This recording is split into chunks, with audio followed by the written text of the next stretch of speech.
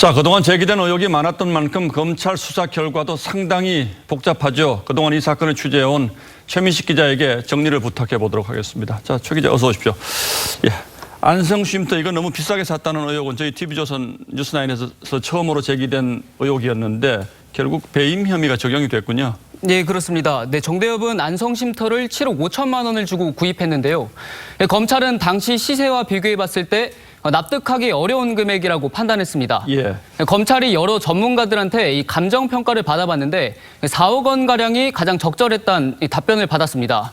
또 압수수색을 통해서 정의원 내부 회의 자료를 살펴봤는데 당시 거래 시세가 얼마인지 제대로 알아보지도 않고 또 매도인이 원하는 대로 그대로 값을 쳐준 것으로 조사됐습니다. 이런 식으로 매도인에게 재산상의 이익을 취득하게 해주고 정대협엔 손해를 끼쳤다고 판단해서 이 배임 혐의를 적용한 겁니다.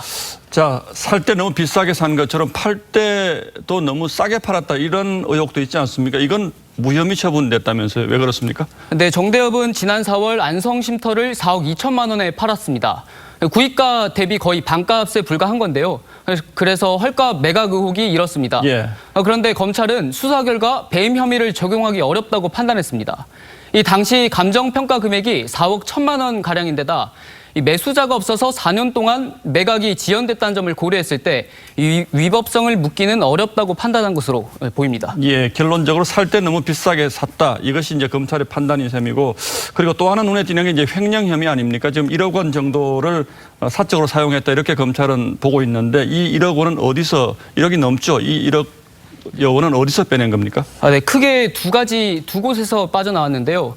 먼저 정의원과 정대협이 여러 가지 사업을 하면서 개인 계좌를 통해 모금을 해서 이 의혹의 눈길이 많이 좀 쏠렸었습니다. 예. 검찰이 이 부분을 수사해 보니까 위안부 피해자 할머니의 해외 여행 경비나 아니면 조의금 그리고 나비기금 등 여러 가지 명목으로 개인 계좌 5개를 통해서 총 3억 3천만 원 가량을 모금을 했습니다. 이 가운데 5,700여만 원을 빼내서 이 개인 용도로 사용했다고 검찰은 봤는데요. 예. 또 정대협 법인 계좌에서는 2천여만 원, 그리고 마포 쉼터 운영비를 보관하던 직원 C씨 명의 계좌에서 2,100여만 원을 빼내 개인적으로 사용했다는 게 검찰 수사의 결과입니다.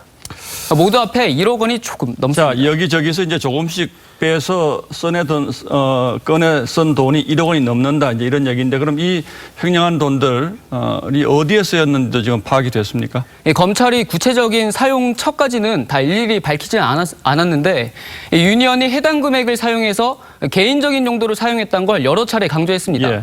그러니까 개인 계좌로 기부금을 옮긴 다음에 이 생활비 등을 충당하는 데 사용했다는 게 검찰 측 설명인데요. 그런데 유니언은 사적으로 유용한 건 전혀 없다고 반박했습니다. 자, 사적으로 유용한 것은 없다. 이게 윤미향 의원의 주장인데 그리고 또 하나 이제 아파트 살 때 뭉칫돈 들어간 것 그리고 자녀 유학비로 어디서 그렇게 큰 돈이 나오느냐 이제 이런 의혹도 많았는데 이 부분에 대해서는 검찰은 어떻게 수사를 했습니까? 네, 검찰은 우선 3억 원에 달하는 유학 자금은 유니언 남편의 형사보상금 등으로 마련했다고 봤습니다.